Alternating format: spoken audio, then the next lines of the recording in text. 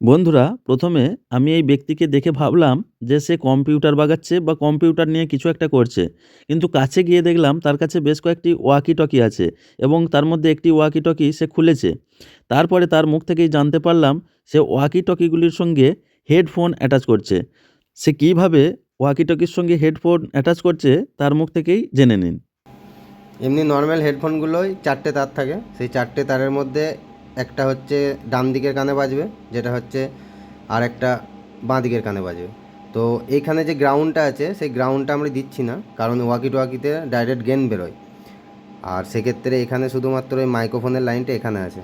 তো মাইক্রোফোনের লাইনটাতে শুধুমাত্র মিকটা দিচ্ছি, আর লেফট আর রাইটে দুটো স্পিকারের জয়েন করে দিচ্ছি।